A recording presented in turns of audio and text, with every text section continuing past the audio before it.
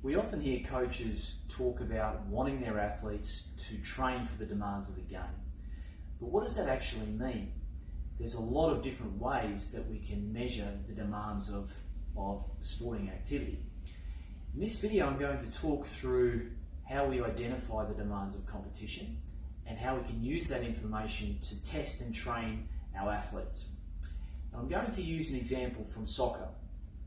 If we look at the average demands of soccer competition, and this is elite level soccer, we'll see that on average, players will cover around 10 to 12 kilometres of total distance for the game.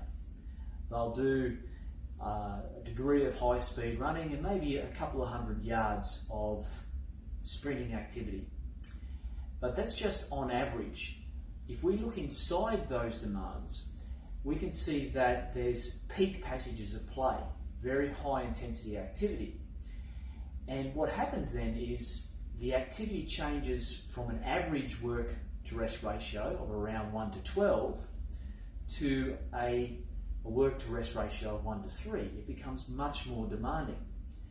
Now, the take home point here is that if we train for the average demands, it's highly likely that our players will be underprepared for the most demanding passage of play.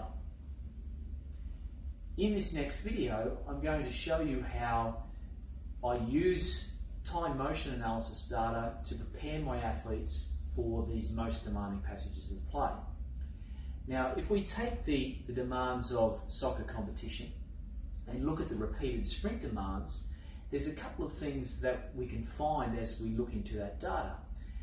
We can see that on average in a repeated sprint bout, that players will perform up to 6 sprints in a bout. They're not very long sprints, they're generally quite short in duration, on average around 2 seconds. The maximum sprint duration is around 3 seconds. The recovery between sprints in a bout is around 6 seconds. And the recovery nature or type of recovery that players perform is typically active in nature. Around about 95% of activity in between sprints requires some walking, some jogging or some striding. Now, we can use all of that information to prepare repeated sprint drills to test our players, to make sure that they're getting better, but also to train them and to prepare them for those most demanding passages of play. 5, 2, 1, go!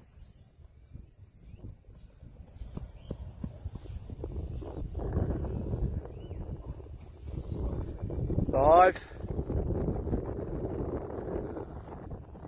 2, 1, go!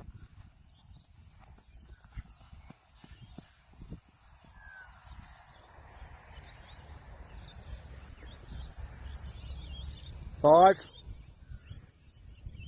2, 1, go!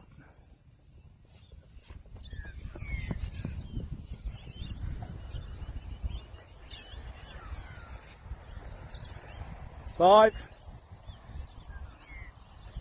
2, 1, go!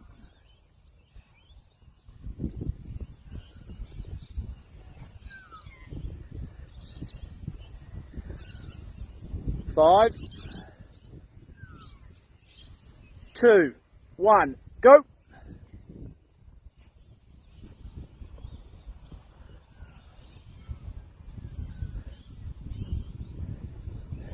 Five, last one. 2, 1, go!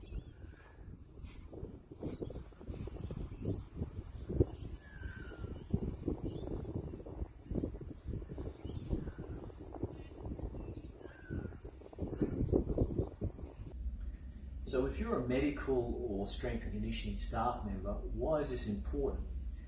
Well, let's think about the athlete who's in rehab. Of course, he can't do repeated sprint work, but it's really important that the medical staff keep in mind that the groundwork that they put in those early stages of rehab are going to lay the foundations for what the athlete's able to do down the track.